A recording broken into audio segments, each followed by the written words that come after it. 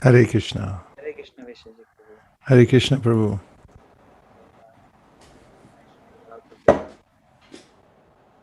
Hare Hare Krishna. Krishna, Vaisesika Prabhu. Hare Krishna Yashoda Dulal Prabhu. My obeisances. Dandavats to you. Hare Krishna.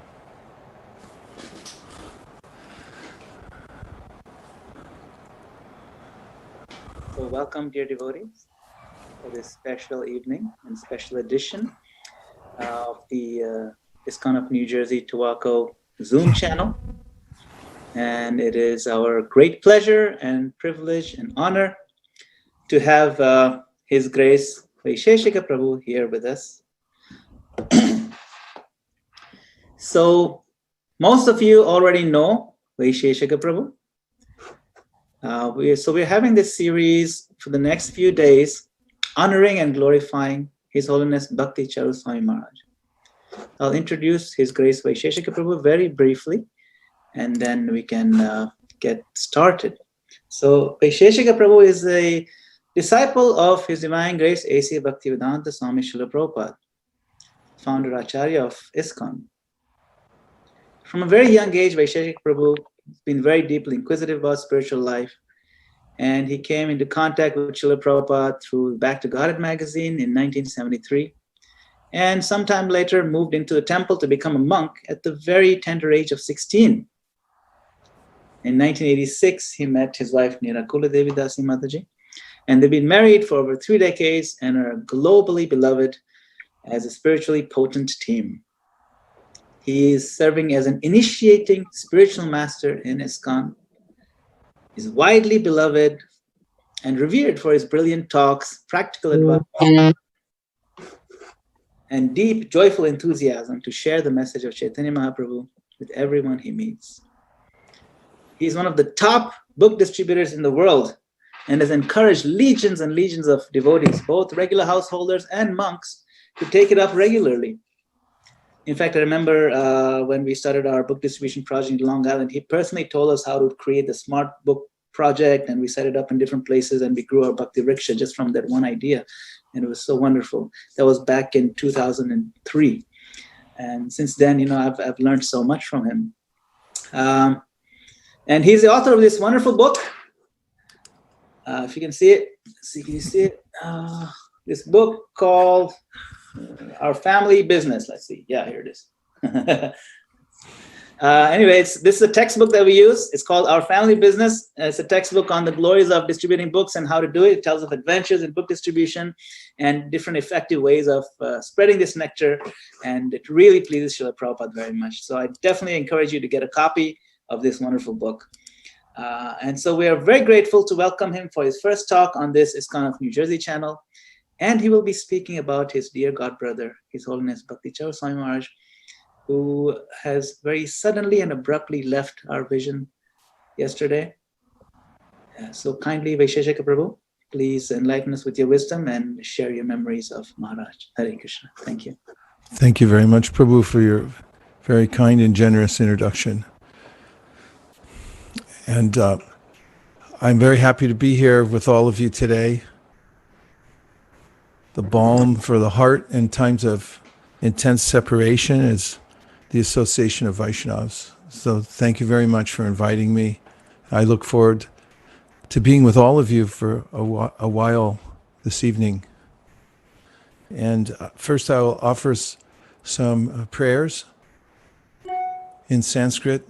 Om Jnana Timirandasya Jnananjana Shalakaya Chakshurun Militam Dena Tasmai Shri Gurave Namaha Shri Chaitanya Manobhishtam Stapitam Yena Bhutale Swayam Rupa Kadahmayam Dadati Swapadantikam Vandeham Sri Guru Sri Yuta Padakamalam Sri Gurun Vaishnavam Cha Shri Rupam Sagrajatam Sahagana Raghunatam Vitam Tam Sajivam Sadvaitam Sadvadhutam Parijana Sahitam Krishna Chaitanya Devam Shri Radha Krishna Padan Sahagana Lalita Shri Vishakhanvitamscha. He Krishna Karuna Sindho Dinabandho Jagatpate Gopesha Gopika Kanta Radha Kanta Namostute. Tapta Kanchana Gaurangi Radhe Vrindavaneshwari Rishabhanu Sute Devi Pranamami Hari Priye. Vancha Kalpatarubhyascha Kripa Sindhubhya Evacha Patitanam Bhavanebhyo Vaishnavebhyo Namo Namaha. Jaya Shri Krishna Chaitanya Prabhu Nityananda Sri Advaita Gadadhara Shivasari Gaura Bhaktivinoda. Hare Krishna Krishna Krishna Hare Hare, Hare Rama Rama Rama Hare Hare. Gaura Premanande Haribo.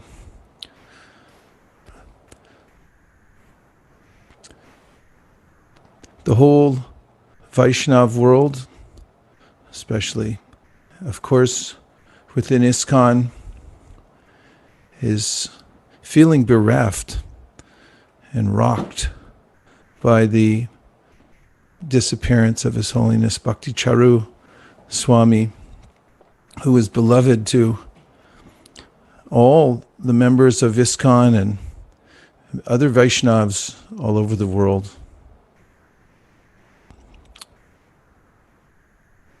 In this lifetime, obviously, everyone at one time or another feels separation from a beloved member of the family or a friend. But when a Vaishnav leaves the world, there's special import. It feels deeper, and it is deeper, because Vaishnavas are Krishna's representatives in this world. And we get an opportunity to see them, to associate with them, and to feel Krishna's presence. And when they leave the world, we also taste what we've heard about, the pangs of separation, which are not ordinary pangs of separation, but it's actually the way in which we taste spiritual separation, when we feel separation from the Vaishnavas. And for those of you who are so intimately connected with Maharaj as disciples, the feeling is unique, as the relationship between the guru and the disciple is something that is arranged by the internal energy of the Lord. And therefore there will be many mysterious and very deep feelings that come into the hearts of the disciples. And of course, as Maharaj's godbrother, I also am feeling heartbroken. I remember my first meetings with him in Calcutta when I was a brahmachari, and I stayed for some time in Calcutta, and I had heard about him, and he was spending time in Rainy Park in Ballygunde. The BBT office was there, and he was translating all of Srila Prabhupada's books into Bengali. And I went over there with a friend and went up to meet Maharaj and saw a place of intense work and sacrifice. You can feel it sometimes, can't you, when there's a yajna going on and the energy is palpable And I remember him coming to greet me at the door and seeing that he was an effulgent personality. As far as physiognomy goes, which is something mentioned in the Chaitanya Charitamrita, there's a way in which the physical features of a person tell us something about their character. Maharaj's countenance was always pleasing, gentle, kindly. And he was, as I remember him the first time, effulgent. I had so much appreciation for Prabhupada's books at that time because they had saved me, and I wanted to meet the personality who was translating them into Bengali. And that's a samskar in my memory of seeing him there at that time. And subsequently, at other times when I met Maharaj, in summary, recently, in the last actually 12 hours, and trying to think about the characteristic I noticed about him most from the aggregate of my meetings with him, was that he had a natural propensity to enthuse others. Of course, when I was speaking with my wife in Nirakula earlier today, and we were remembering Maharaj, people were sending me pictures. Sometimes I had meetings that I had forgotten that I had had with him in various places, like at Govardhan and at ISV when he visited. And then it was jogging my memory, and I said, I was telling kind of a history, and I said, he always used to encourage me. Privately and publicly, he would encourage me. He would say things that were deeply inspiring. And she said, did my wife, I think he always did that to everybody. I think he was encouraging to everybody. And I thought, yes, that was his forte. It's not a forte that everybody has, because unless one is soft-hearted, and as Rupa Goswami mentions the gradations of devotees in the Upadeshamrita, Krishneti yasya giritam manasadriyeta dikshasti chet pranati bishcha bhajantam isham shushushaya bhajanam viknam ananyamanya nindari shunya hridamipsita sangalabhya. That the topmost devotee, he says, doesn't have within his heart or her heart the propensity to find fault with others. In fact, this is something Vishwanath Chakravarti Thakur talks about when he mentions that some people are so expert at fault finding that even when there are no faults at all in a person, somehow they're able to find a fault. And in an opposite way, the Vaishnava who is in the topmost position is able to find good qualities even in someone who doesn't have any good qualities. Adosha Darshi, it's one of the names of Lord Nityananda. He doesn't see faults. He sees good qualities because a person who knows Krishna's potencies and who's aware of the fact that Krishna is within the heart of every living being, such a person sees the potential of everyone and is very eager to encourage others. In fact,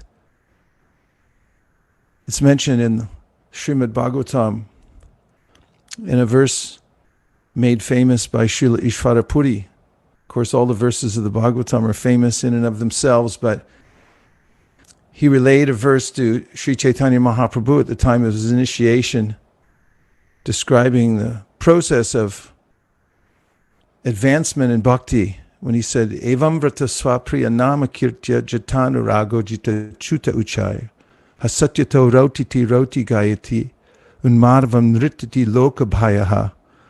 And that is that a person who's chanting Hare Krishna finds that his or her heart begins to soften and then to melt. Druta means melted. Chitta means the heart.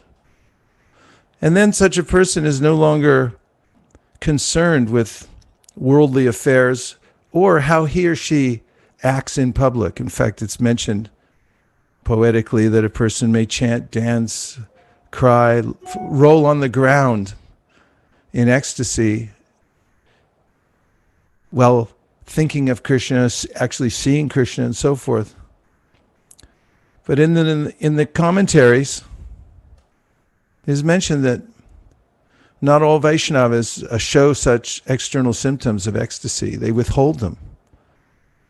But then Madhvacharya says there are two symptoms that all Vaishnavas who are advanced exhibit.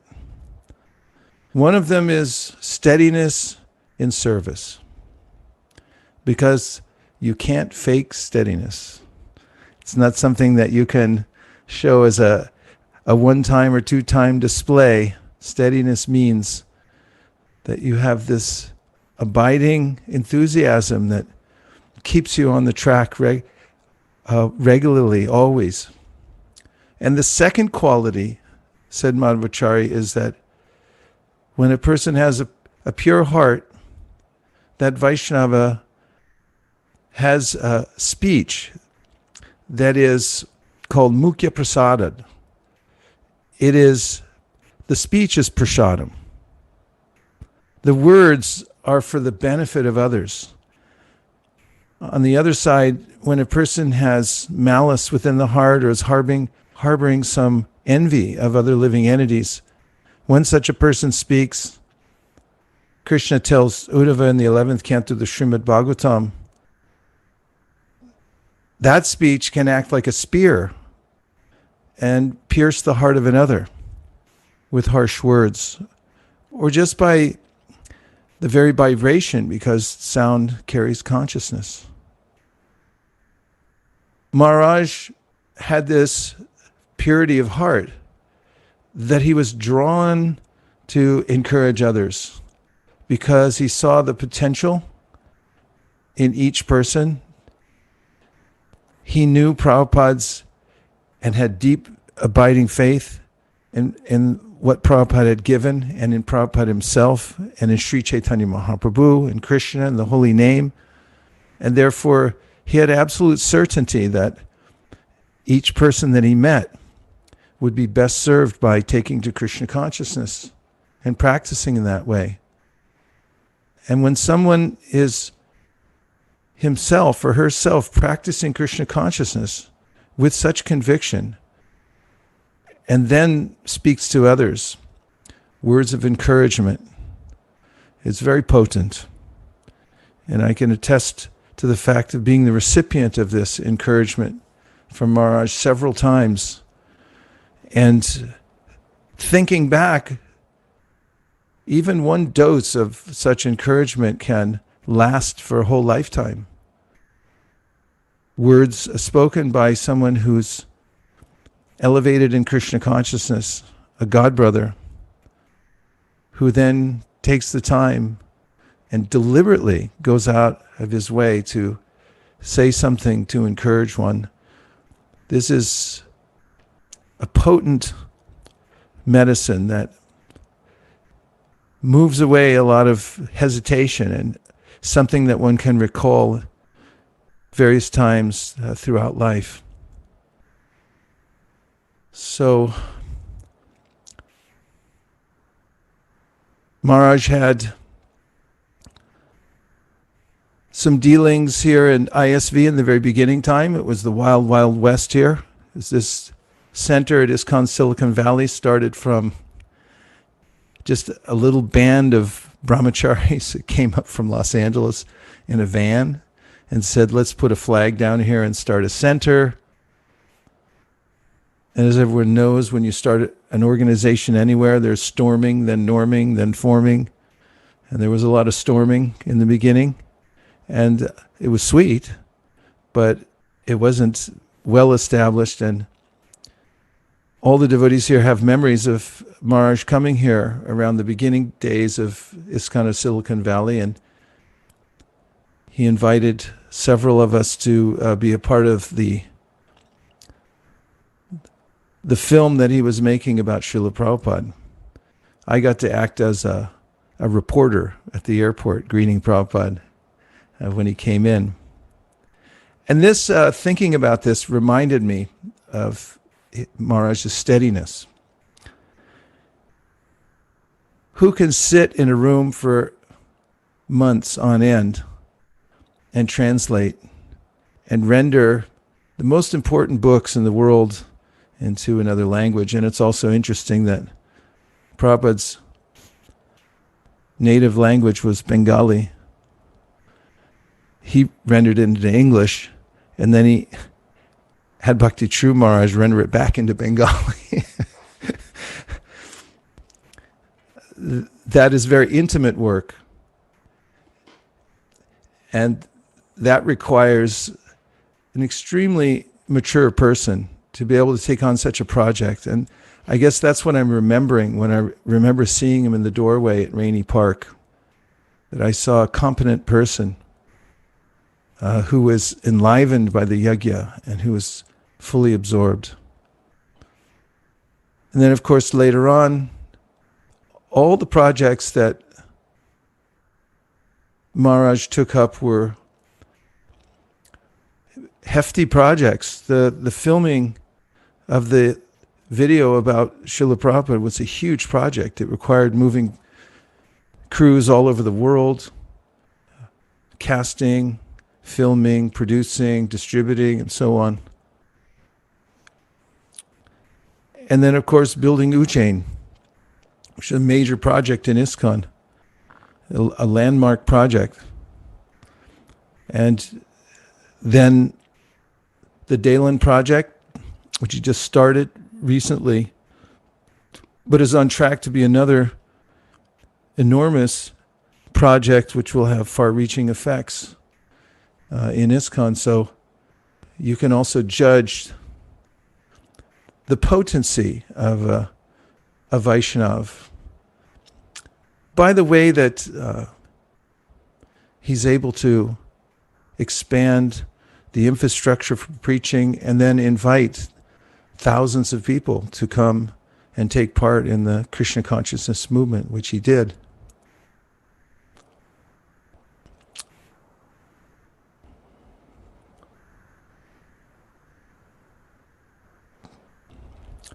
How do we process these feelings when such an important leader among us suddenly leaves, or when our spiritual master leaves, a beloved God brother? Well, in the history of Gaudiya Vaishnavism, we see from the example of others that, of course, there are mixed emotions. In the pastime of the passing of Haridas Thakur,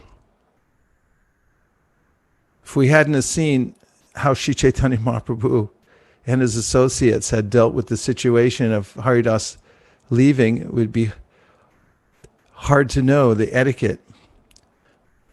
But just a few verses from the Chaitanya Charitamrita that I've selected here will just give us a little inkling of the mood. And it was that Haridas Thakur had informed the Lord that he didn't want to stay to see the final pastimes of Sri Chaitanya Mahaprabhu,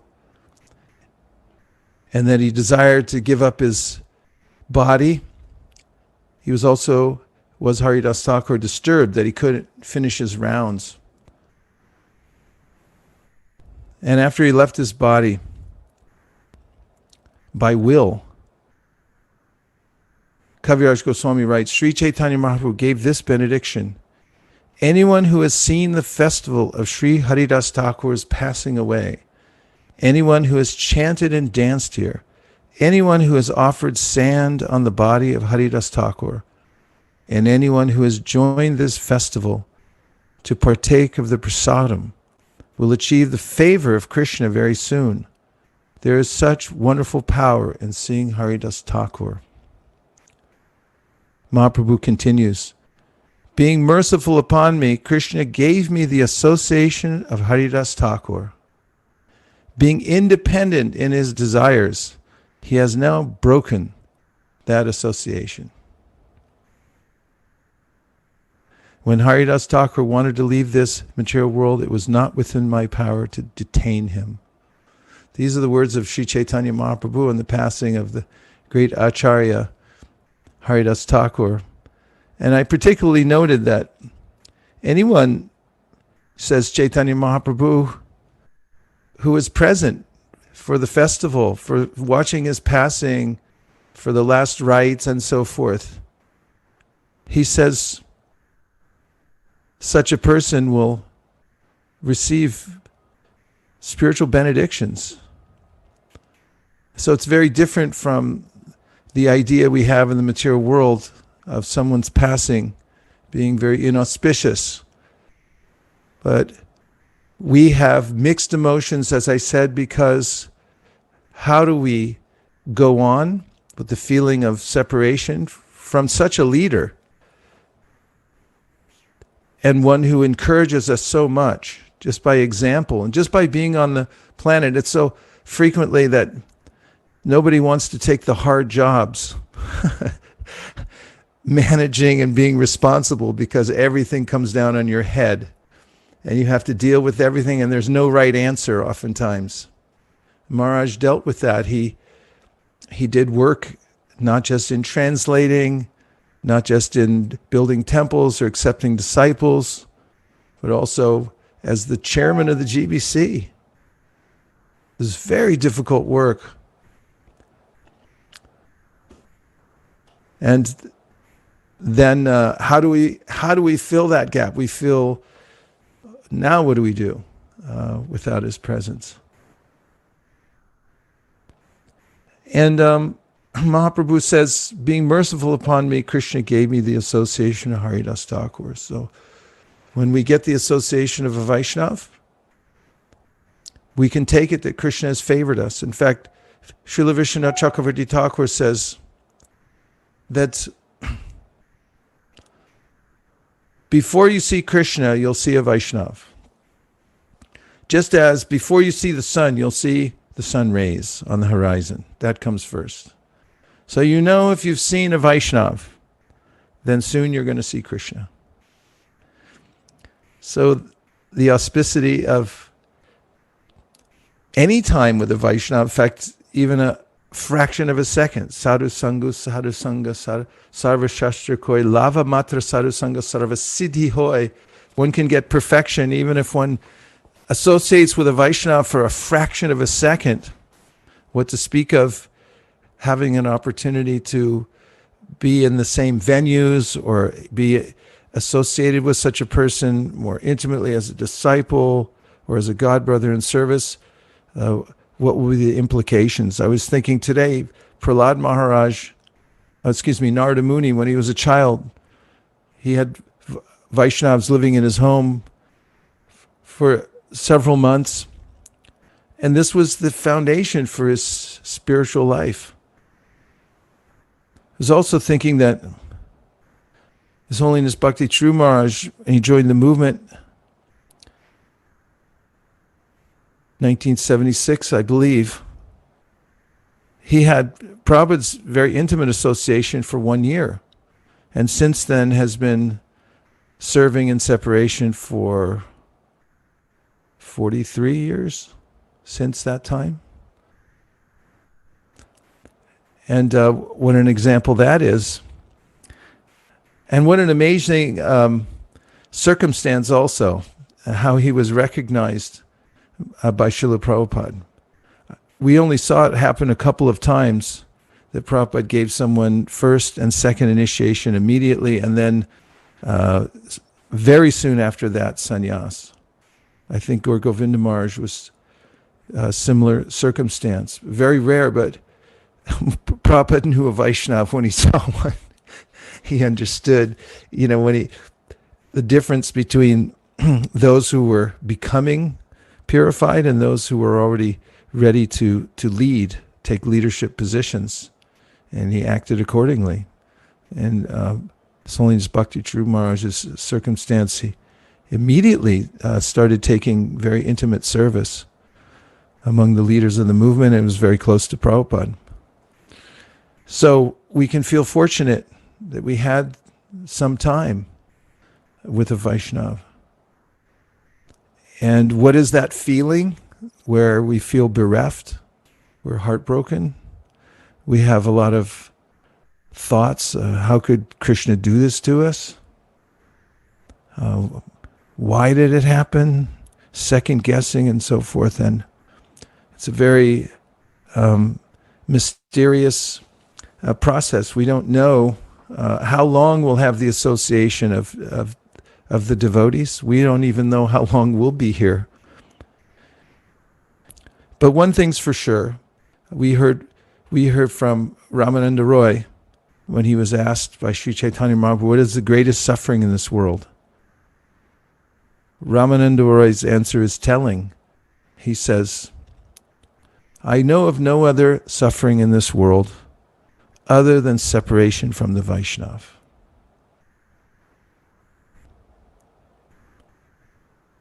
So in one way, if we have that feeling, we're fortunate. It means we had the association of Vaishnava and we appreciated it. Not many people have that. Manushyanam sahasreshu kasyad yatati siddhaye yatatamapi siddhanam kasyim mambeti tatvataha. Krishna says in Gita, not that many people are interested in spiritual life at all. And of the ones that are interested, very few come to the rigid path of practice, and out of those, there are very few that come to know me in truth. So if we're feeling separation from someone that knew Krishna in truth, who is fully surrendered to Sri Chaitanya Mahaprabhu and to Srila Prabhupada and to spreading Krishna consciousness, as Chaitanya Mahaprabhu says here, being very merciful upon me, Krishna gave me the association of Haridas Thakur. And then he says, being independent, he took it away. There's a walk which an Indian man is telling Srila Prabhupada that somebody in the Gaudiya Math was disparaging ISKCON because he had shown a newspaper article about there being some trouble in Japan with the devotees. And one of the devotees was there, present on the walk, and was explaining to Prabhupada, actually, we didn't get kicked out of Japan. And Prabhupada said, that is all right. He said that this person is criticizing because he says we were kicked out of Japan, but actually, at least we were there. And then he said, one day a man told another man that I have lost 10,000 rupees. And the other man said, well, at least you had 10,000 rupees to lose. I didn't have that. So the fact that if we feel any modicum of separation from Maharaj, it means that we're fortunate, that we had something.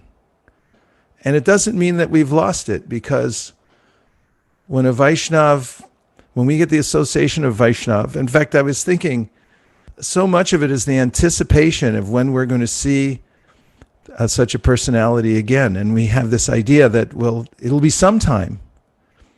That may or may not be true even when the person's on the planet. But when they leave, then we think, oh, we may never see them in person. And then I was thinking, even when we meet somebody in person, it's not always the way we thought it would be exactly. Maybe there's not that much time.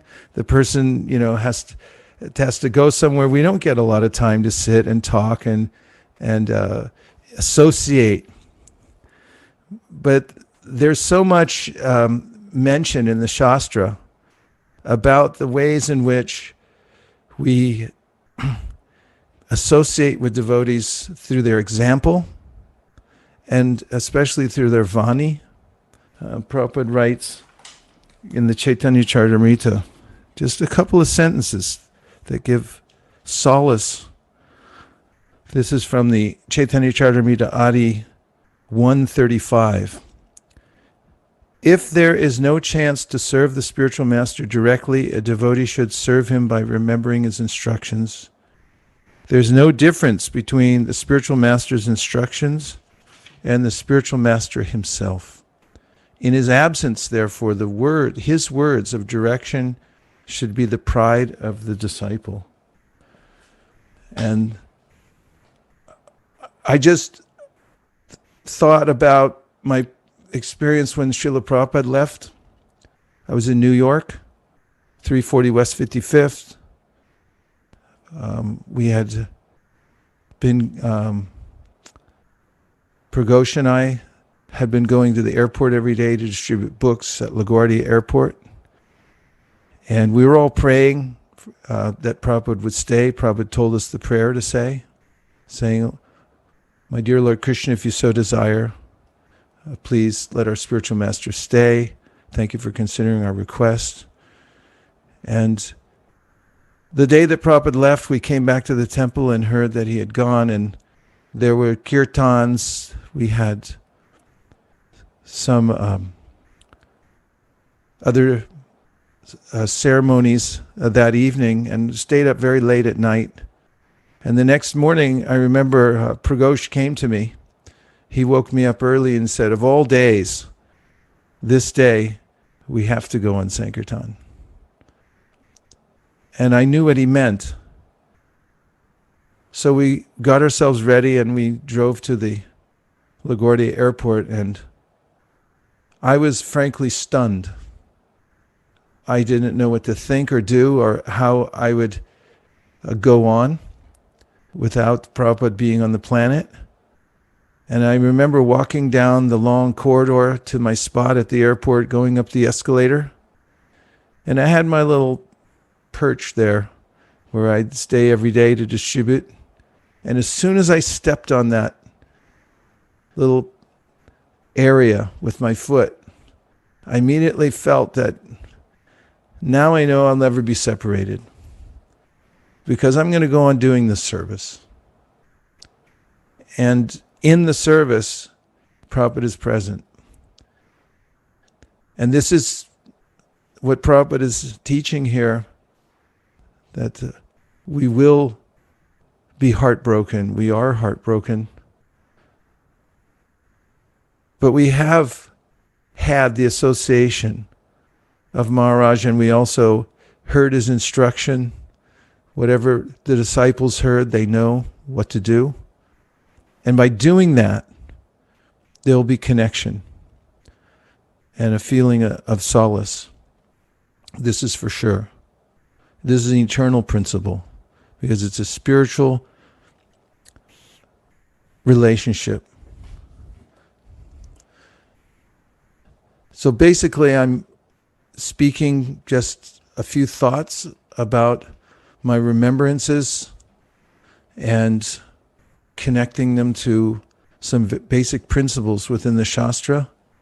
But I think it would be really helpful if some of you would like to ask some questions to expand the conversation. There may be nuances to the idea of how we deal with the Vaishnava leaving the world, or anything that you'd like to ask that you think will make this a deeper conversation.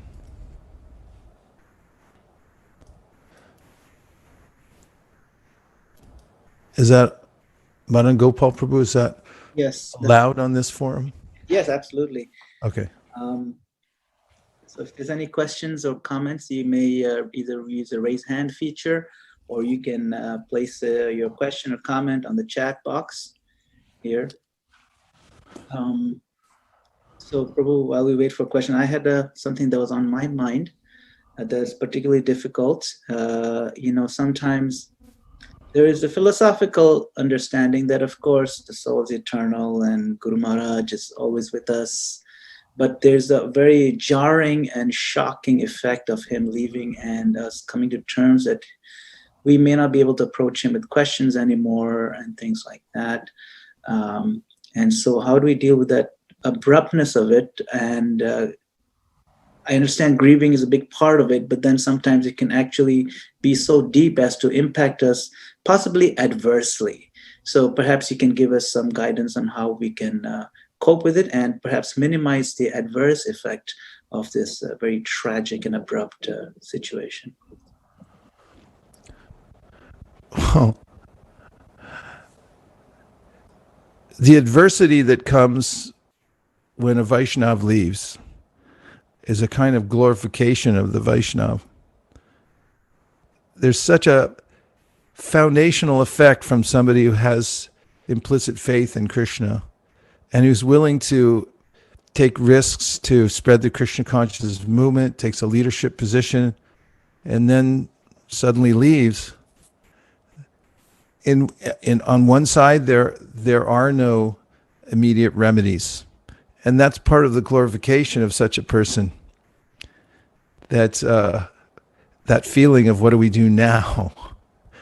It just goes to show how important and potent they are. And we can keep that memory of the importance of somebody who's surrendered to Krishna and is fully engaged in Krishna consciousness. What an import that has. I mean, it's mentioned in Shastra that the only reason the world goes on is that such personalities are walking the earth.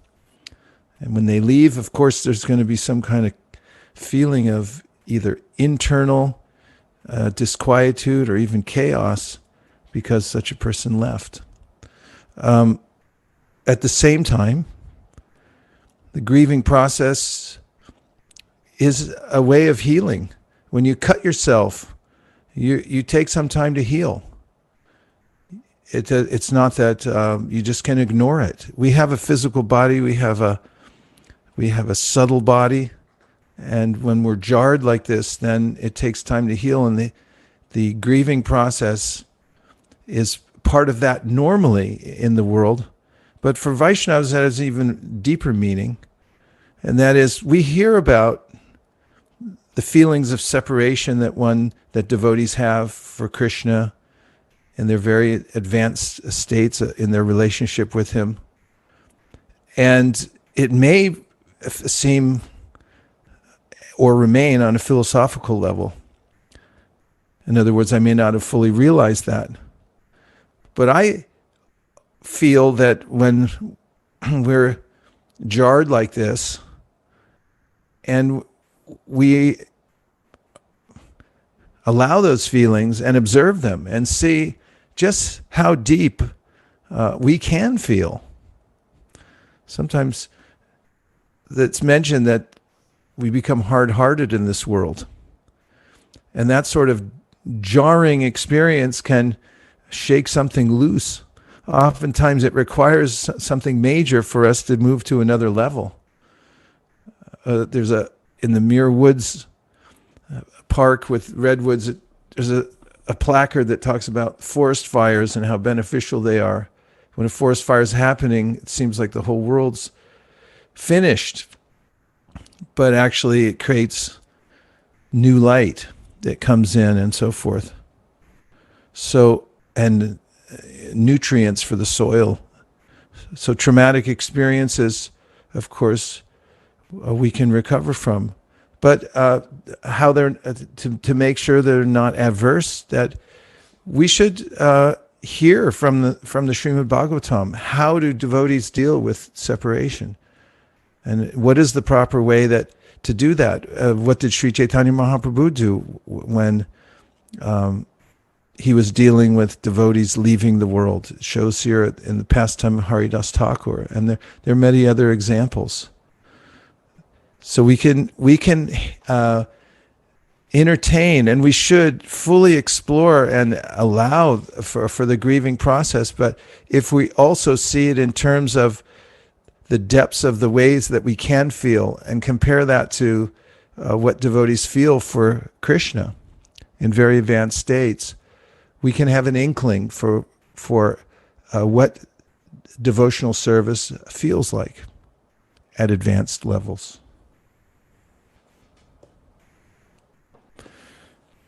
It looks like there's a few coming in here on the chat. There's people raised their hand earlier. Hansa Priya, followed by Mitravinda, and then we have a couple on the chat as well. And Shamhari raised his hands too. So we can start. Hansa Priya, go ahead. Hare Krishna Prabhu, Hare Krishna Vaisesika Prabhu, pranams. Hare Krishna. So Prabhu, I was like this morning I woke up with a void in the heart, and it just seems like losing Srila Prabhupada disciples now quite more often. It kind of makes you feel like, how are we going to move forward? We have the intellectual understanding and we have some examples, but when it comes to the practicality, it's just a daunting task to even think. Or is this something that happens when we lose someone dear to us, or is it something that is just going to we continue to feel this more often? Well, first thing is, Hansapriya, you won't do anything else but move forward, because what else do you know except to go on doing your service? So, it's not that when a Vaishnav leaves and we become heartbroken that we stop our service, but we rather take shelter of it more and enter deeply within it. And we can recall all the Vaishnavas go through this because we're living in a world in which we're told constantly there are going to be abrupt changes and devotees are going to leave the world. And there are songs written about it in separation. And that is one of the ways in which we plumb the depths of the sentiment that we have for Krishna, the real sentiment that we have for Krishna. And in time, we accommodate that, and there's a way in which the Shastra talks about the disappearance of, for instance, the spiritual master. When the guru leaves, then we start to notice what effect he had on us. It's harder when you are in the association of the guru. You depend on him for answers, and so he'll handle it. But when he leaves, then you have to see, okay, what did he say? And what did I get from him?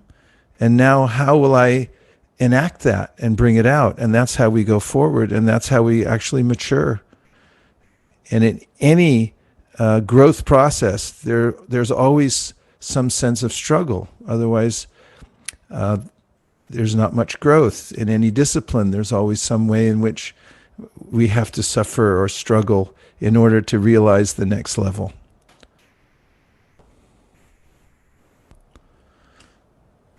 Hare Krishna.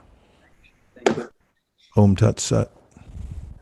Mitravinda, and then after Mitravinda, we'll go to some of the chat box. Hare Krishna, Prabhu, please accept my obeisances always to Srila Prabhupada. Thank you. Thank you for speaking tonight. I wanted to ask briefly if you would speak perhaps on, the process of grieving at this time for Bhakti Caru Swami's direct disciples, also friends, followers, and Shiksha disciples as well. And in regards to, all hope not being lost because of the change of the relationship and moving forward, how they can connect to him perhaps. Thank you for your very important questions. Devotees associate by dadati pratigurnati guyamakyati prachiti punktebo jayate chaiva shadvidam pratilakshanam.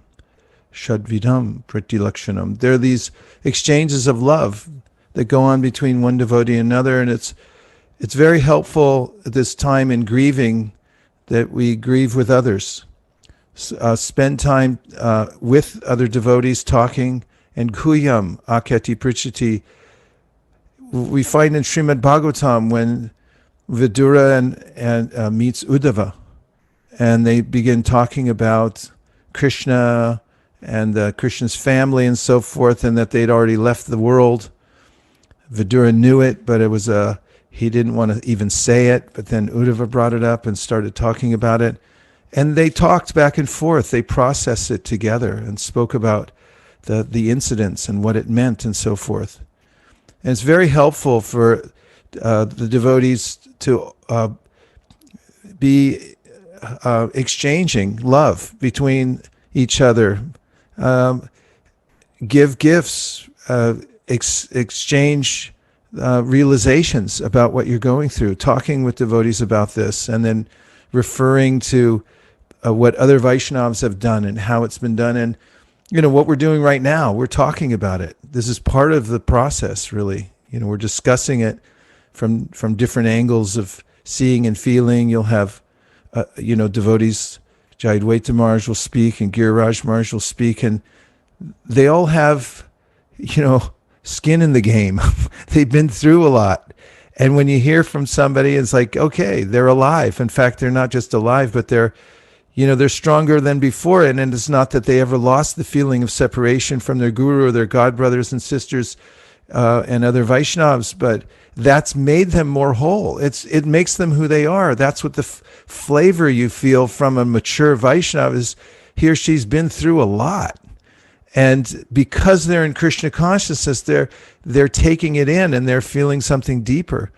That sense of responsibility to practice Krishna consciousness, and then they're also feeling that they're following the footsteps of such devotees. I see all the time pictures in the homes of god brothers, on all altars of senior god brothers who have left, who have been mentors, and of course of disciples. And then there's obviously, when a great Vaishnav leaves, you don't know what's going to happen. I mentioned that before. That's it leaves a void, and there's always some kind of turmoil every time. And so if we know that, we expect it, and we take it as a kind of glorification that, something happens when a person of great import leaves, that it glorifies their stature, their position. And the other question you had? There was two parts. I forgot the second one. Oh, I'm sorry, you're on mute, but I think you said that was enough. Okay, Hare Krishna. Thank you, Mitravinda. There's a question from Gopika Kanta. Although we can understand that Srila Prabhupada and Krishna had their independent plan for Maharaj, and we are too small to understand the divine big picture, it feels a little faith-shaking that not just our personal prayer, but millions and millions of intense prayers seem to be ignored. How can we protect our faith under these circumstances? Well, you have to wait to see what Krishna's reaction is. First of all, we should understand through the eyes of Shastra. Like Gajendra, he mentions in his prayers that he says, I can't figure this world out because it's too confusing. I don't know what's happening here. Therefore, he says, I'm going to depend on the opinion of previous acharyas, and I'll just follow that. And so then he goes on to say that the Lord's never inattentive to any living entity.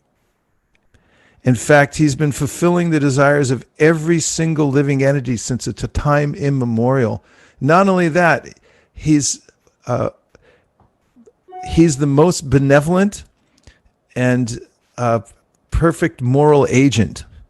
There's no flaw in Krishna whatsoever, or his plans, or how he reciprocates with other living beings. So if you start from that premise that he hears your prayers, they're registered, and now we have to see, how will he perfectly answer the prayers of everybody?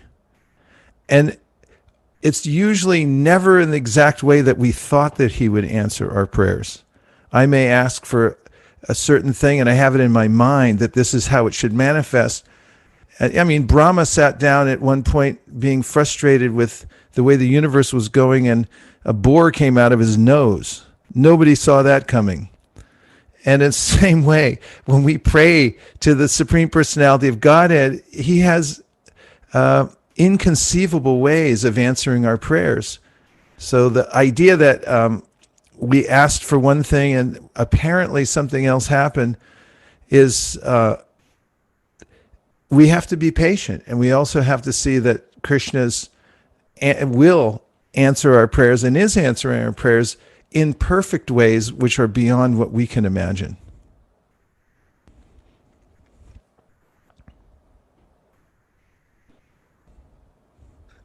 Thank you. I think we have time for a couple more questions. From the chat box, we have Anandarupa Devidasi asking, when a karmi person leaves, there is a waiting period of 13 days before he gets his next body. In case of Vaishnavas, does he go back to God immediately or after some time? Well, Prabhupada, when Jayananda Prabhu left, before Prabhupada, he wrote a letter and he said, he quoted Bhagavad Gita. He said, if you were thinking of Krishna at the time of death, then you'll go back to Godhead. If you weren't, then you'll go to the heavenly planets, come back in a Vaishnava family, and so forth. So when Prabhupada answered these questions, he left it up to Krishna and Shastra to say. Other places in Prabhupada's books, he writes about going back to Godhead and says that we generally take a birth, those who are advanced Vaishnavas, in a place, in a universe where Krishna is performing his pastimes, and there we get trained up, and then from there we're transferred back home, back to Godhead. So the answer is it's in Krishna's hands, and he deals with each devotee perfectly. There's no exact stereotype. The question from Sri Krishna Purushottam Prabhu. Go ahead, Sri Krishna Purushottam Prabhu. Hare Krishna, Vaisesika Prabhuji, Dandavad Pranam. Please Hare accept. Krishna. Prabhuji, I just remembering when I heard that news, Prabhu, you and His Holiness Bhakti Caru Maharaj shared in Cow Culture Conference, Prabhu. So it's all of a sudden this happened, Prabhu. I was unable to digest it. So of course, Shastric evidence is there, Prabhu, but how to that emotion part, Prabhu, how to make that. And as soon as I remembered, Prabhu, Maharaj saw the cow there when we did the Go Puja. And Maharaj said, this is not a cow, this is a bull, right? I said, yes, Maharaj. I told. Then Maharaj invited the next day to the hotel and encouraged. He gave so much time, Prabhuji. And I was very deep shocked yesterday. Can you have any, enlighten us, Prabhuji, on that? Like to get away from that shocking news. You're deeply shocked because you're a soft-hearted Vaishnav, and you're attached to Vaishnavas. And shock is part of the process of dealing with this. Allow yourself to be shocked and pray to Krishna and go on chanting Hare Krishna. We're never separated from Krishna or the Vaishnavas because of the transcendental order. And he brings us together by his will, and then he separates us temporarily by his will also. And it's for our advancement.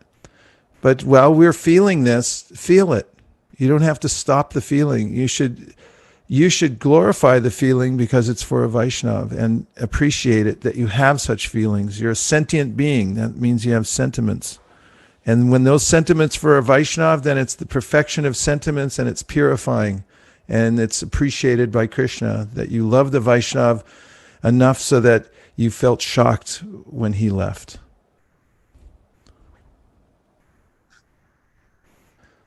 Thank you for that memory and for the photos you sent about that cow conference. Thank you, Prabhu. Do we have time for a few more minutes, Prabhuji? About to go another 10, 15 minutes. There seems to be a lot of enthusiastic interest in. Is that okay? Sure, Prabhu. Whatever the protocol is, I'm happy to Very accommodate.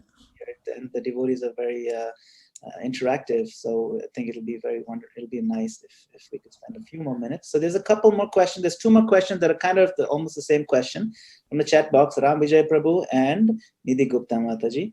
So could you please share some practical tips on how we, the second generation devotees, can support each other through crises like these, based on how when Srila Prabhupada left and all of you, our guiding beacons, supported each other?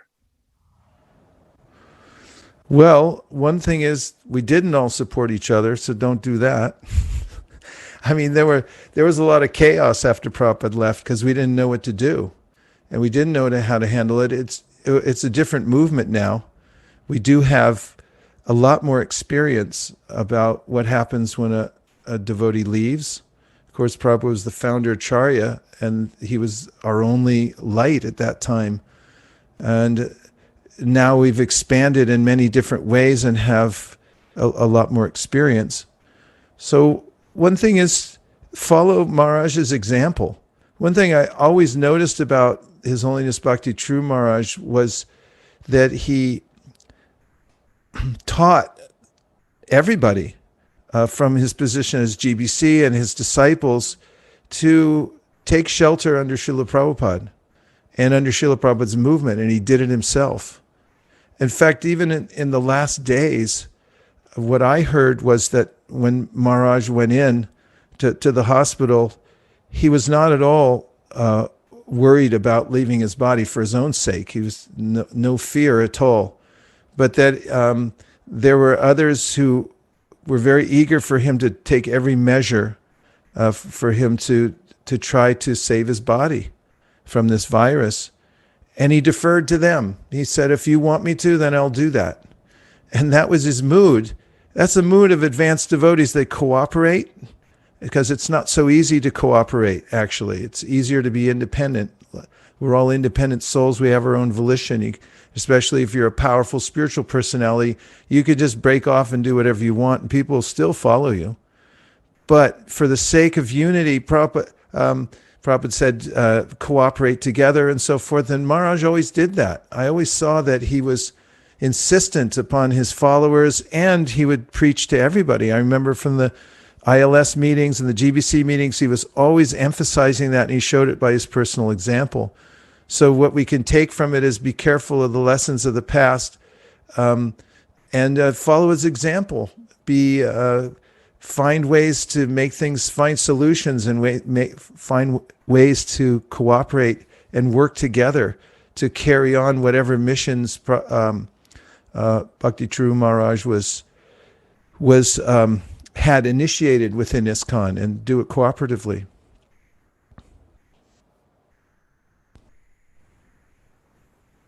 Thank you, Prabhu. There's a question from Bhakta Priya Mataji. Go ahead, Bhakta Priya. Hare Krishna, Prabhu. Hare Krishna. Jai. Thank you so much for sharing your wisdom, your realization, your experience. You gave example. For example, if we cut ourselves, it takes time to heal. And same thing with emotional trauma and wound, which many disciples experience right now. In one hand, we know philosophy that Vapu, if we follow Vapu, we're not separated from Maharaj. But is it appropriate right now to throw shlokas and philosophy at the grieving disciples, or better to first give some psychological support before giving some philosophical base for them? Well, they may be one and the same. I mean, my experience from reading the Bhagavatam is that it gives such a soothing psychological help that it's unimaginable. That's one of the reasons my faith has deepened in the Srimad Bhagavatam. It deals with every single human emotion in ways that are inconceivable, because how does Bhagavatam know to deal with every single psychological movement of the human being and know how to address it and give proper guidance? So taking shelter of scripture and Vani is a kind of psychological help. In fact, we'll notice this in daily life. We're constantly oppressed by the mind and by the circumstances that are beyond our control. And if you pick up the Bhagavad Gita and you start reading, then suddenly you actually feel solace. And this was Arjuna's experience. After Krishna left, we follow his example. Krishna had left, he was bereft. He lost his power. And then what did he do? He took shelter of Bhagavad Gita. It's such a soothing balm to hear Krishna's words. And then we remember, oh, I'm not really separated because the Vani's there. That's the experience of Vani. So both are there, kind, loving care. I remember when my father died, I was in Vrindavan and I was stunned, and I walked down the stairs in the MVT, and there was Dhruva and Samapriya were staying there, saying, "What happened to you?" And I said, "My father just died." And Samapriya, without any protocol, she just hugged me, and said, there, like I was a little kid or something like that. And, that really helped. And then there was some, rough and tumble brahmachari walked by, and he said some conciliatory words that were very sweet, and I remembered those. I always thought these devotees are good-hearted devotees. So we have that part, but it's not that Shastra won't help us. It absolutely will. So both things are there. When devotees come together, then they can process by hearing and chanting together, and then discussing, how do you feel? And, and supporting one another. That will be very effective, actually. Thank you, Prabhu. We have a question from Nilmani Prabhu, our temple president. Nilmani Prabhu, go ahead. Hare Krishna, Vaisesika Prabhu, my Dandavat pranams. Mine to you, Prabhu. Hare Krishna, all glories to your service. Thank you for such a wonderful class and glorification of Maharaj. Prabhuji, one of the things that's been bothering me, not just since yesterday, but for the last 1-2 weeks since Maharaj has been in this terrible situation, and something I am having trouble reconciling, is that, yes, Vaishnavas are going to depart, they're going to depart. But in my experience, Vaishnavas always have a really glorious departure in the midst of devotees, in the midst of, in submerged. And I know Maharaj was hearing Harinam and so forth, but I'm just having trouble reconciling the fact that he was on a hospital bed with ventilators and tubes and all of these kinds of things, and maybe he was suffering physically in pain and so forth. And I can't kind of understand how Krishna would let that happen to such a beloved devotee and servant of his. And I don't know how to resolve that. Thank you for such an important question, Prabhu. I had numerous conversations with God brothers last week as we were processing what was happening and seeing if there was anything more that we could do and so forth, and had the good fortune of talking a couple of times to His Holiness Radhanath Maharaj when we were discussing the same. And I can tell you what came out of our conversation with that exact question. And that is that the send-off, the big send-off that devotees give for an advanced Vaishnav are really for those who are sending off the person. In other words, we want to be there to glorify that person to the last second and send off such a Vaishnav. And we get the benefit by seeing such a person, leave the world. And the chanting, and even the rituals of putting tulsi and water and so forth. For a devotee in the stature of Maharaj, he really doesn't need that. He's already in a connected state with Krishna, and is, it's just a matter of Krishna deciding what's the next service he's putting them in. So it's not that Vaishnavas suffer in such a condition or absolutely need everybody to be there at the same time. And that's one point that is important, and another is that there is no stereotyped way in which Vaishnavas leave the world.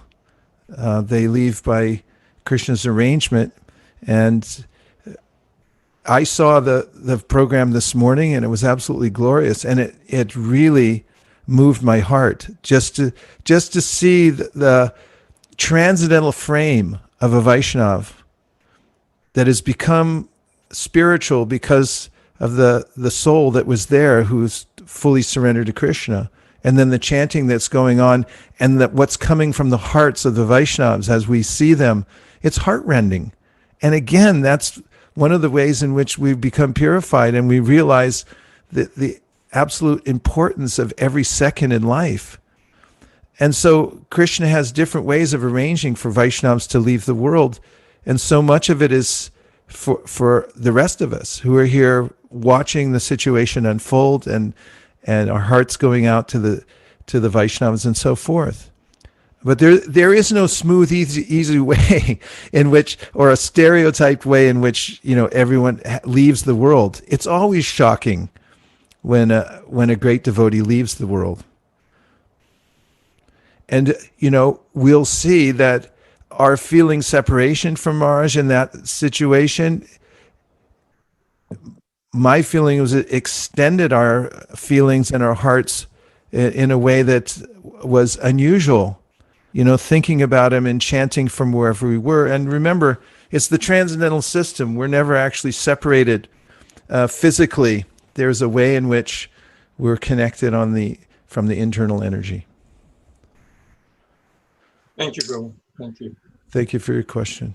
I think we have probably enough time for one more question. Hopefully it's quick. Avantika has a question. Go ahead, Avantika. Hare Krishna Maharaj. Hare Krishna. So I know in some scriptures it mentions how the pain of passing away is compared to the bites of 1,000 or however many thousand scorpions. And I was wondering if pure devotees Maharaj, or in general, are devotees exempt from that pain? Do they not feel it because they're so elevated, or does Krishna remove that pain? Again, it's not stereotype. In the Madhurya Kadambini, Vishwanath Chakravarti Thakur says that some pure devotees change their body the way that you would lose a chutter that was on your shoulder and not notice that it had flown off. And they seamlessly move from one body to the next. Others may go through some, painful process, apparently, but it's purifying, in the end. But it really depends on each individual situation. I know Jayananda Prabhu, when he left, I think Rameshwar Prabhu was with him and told about how when he left the world, the last day or so seemed to be that he was in excruciating pain, but at the same time he was giving all his strength to chant, and he had Prabhupada playing right next to him from a tape recorder and so forth. And all the different junctures of this life, coming out of the womb is a traumatic experience, and then leaving the body again is traumatic. But after all, for Vaishnavas who are fully trained, Krishna says, yatanto yoginas chainam paschantyatmani vastitam yatanto pyakritatmano. He says that if you're trained in all this, then you see what's happening when you're leaving the world, and it's not frightening and disorienting and everything like that. And for those who aren't, that then it becomes a very bewildering kind of situation. I saw Sudama. I was with Sudama when he left the world, and it was very. He was very deliberate, getting ready to go, and then he gradually, the life ebbed out of different senses, and he just departed. So it's different, in all different circumstances. But the Vaishnavas who are very advanced don't experience suffering in the sense that others do, because suffering comes from the mind, and they're able to separate whatever bodily experience is going on. Prabhupada, when he left, obviously his body was would give an ordinary person pain, and Prabhupada had some pain, but he didn't have any suffering, and he went on doing his service to the last minute.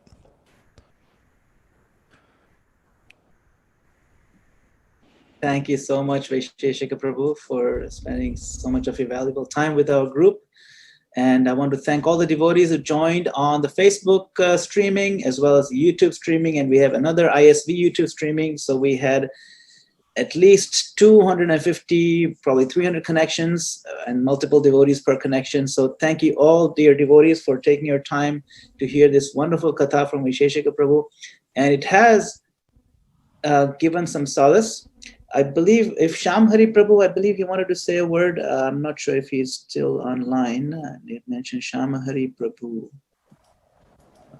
Let's see. Try to, yeah. Shamhari Prabhu, are you still online? Would you like to, I think you had wanted to make a comment or a question. Please go ahead. Am I on? Yes, Prabhu. Go ahead. We can hear you. Sorry about that. No, Vaisesika Prabhu. Please accept my obeisances. Mine to you, Prabhu. I'm getting very much trouble with the thought that under the adverse conditions, Maharaj decided to come to USA.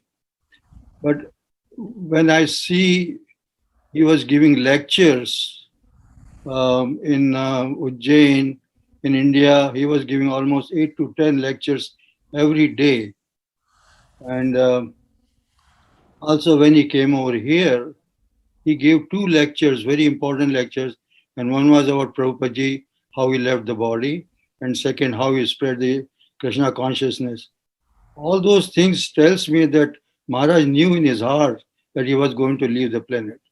I can't get over that fact that, a Vaishnava of his caliber, highest Vaishnava, he would not know within his heart that he's going to leave the planet. It just can't make me, I can't somehow solace me that he didn't know that. Well, we do know that Krishna knows. And Vaishnava may have an inkling or may know or not know. It's up to Krishna. But, Maharaj left on the morning of Guru Purnima. Yes. He left on Guru Purnima. There's all kinds of days he could have left on. But he left on a very auspicious day. We'll remember all these things. They'll become more prominent as, we think about how he lived, what he did in his life. All the words that he spoke are recorded. All the projects that he started are ongoing. All the disciples that he made are, holding on to his mood. The impact is indelible, and will go on and on and on. And even the ways in which he left will, as we have more perspective and we're able to look at it more carefully, we'll start to see what a glorious thing it was. Vaishnav's life is glorious in every way. So anyway, who can say now what he had an inkling for? But all these things in context will have more and more meaning. I thought it was uncanny also. I agree with you. The classes that he gave, just the last classes. I mean, it just very, I could just say uncanny. I can't get over to it. Hare Krishna. Thank you. And I also wanted to add to that, it's so unusual that, Guru Purnima morning, but that evening was a lunar eclipse. So it's like he timed it, even not just the day, but even the timing was so impeccable that, he didn't do it during the eclipse. It was in the morning time. It's the most auspicious hour. It was like, pre-planned for a long, long time. It's just so amazing and auspicious from every angle. It just blows me away to just think about that. It's the Lord does work in amazing ways. So thank you once again. Thank you, Shamhari Prabhu, and thank you, Vaisesika. I wanted to acknowledge the presence of some other, Prabhupada disciples on this channel today. His Holiness Jayadvaita Swami Maharaj in the audience, Shamikrishi Prabhu in India, Brahmatirtha Prabhu, Purushartha Prabhu, Mother Bhagavati, Mother Swarga from Alatra, Apura Prabhu, Mother Kamalini, and I'm sure there are other Prabhupada disciples across on the other different platforms that we have and on Zoom. Just these are some that I noticed, so thank you for gracing our event. I want to thank His Grace Yashoda Dulal Prabhu for being the lightning rod of this channel. You know, he brings all the energy from the different wonderful speakers and channels it into this Zoom channel of ISKCON of New Jersey. Thank you, Yashoda Dulal Prabhu and Nilmani Prabhu for being the foundation of our building as a temple president. And I think we'll have a special chance to say a quick Hari Bol to Vaisesika Prabhu in just a moment. I'll open the ability to say a quick greeting. I just wanted to announce our upcoming speakers. Again, as we continue our glorification of His Holiness Bhakti Caru Swami Maharaj this week. So we had the kickoff, we started yesterday, and then we continue today with Vaisesika Prabhu. Tomorrow we have His Holiness Jayadvaita Swami Maharaj on Monday, Wednesday, Fridays.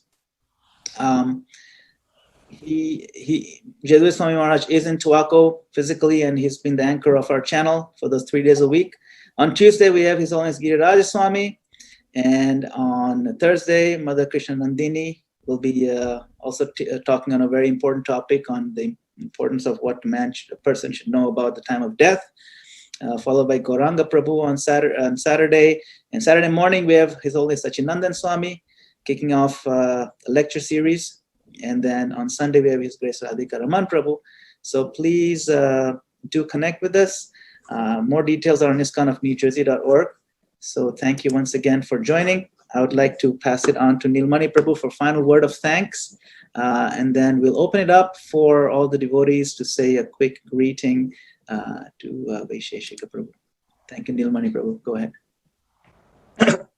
Vaisesika Prabhu, I'm eternally indebted to you for accepting this invitation at such incredibly short notice and just coming on our channel and giving all of the devotees, both in our local yatra as well as the extended community of ISKCON and devotees all over the world, in fact, who have joined some solace and some practical ways in which to process this very difficult time, if you like. So thank you so much for making that sacrifice for us. I also wanted to acknowledge that at least, you know, I see the ISV community that you have inspired and led for all these years as, you know, that ideal Krishna community where everyone is so surcharged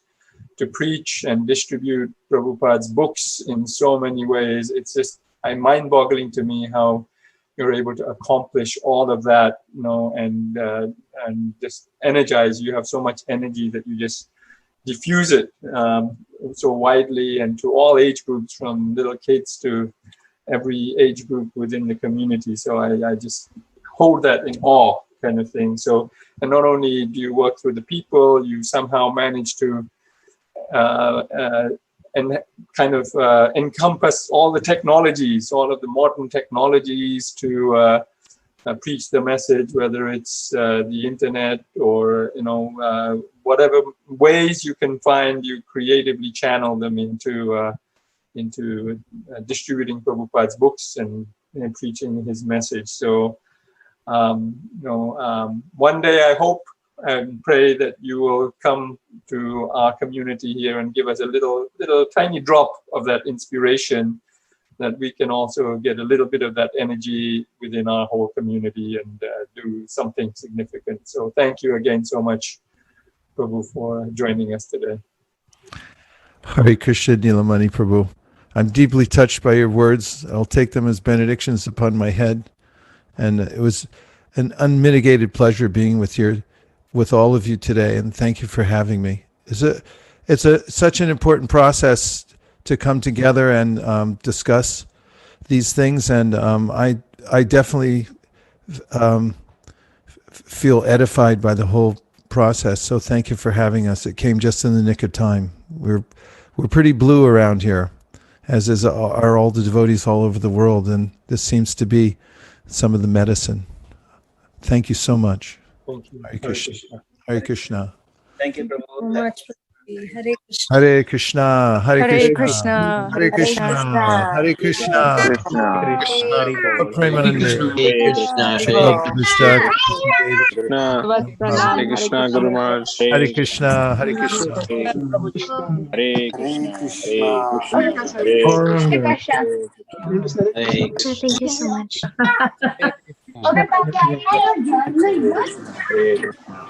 Hare Krishna, Hare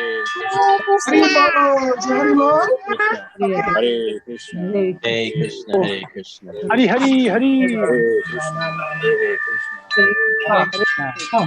Awesome answers. Thank you, Vaisesika Prabhu. That was it. Hare Krishna. Hare Vaisesika Prabhu. Yeah. Hare. Jai.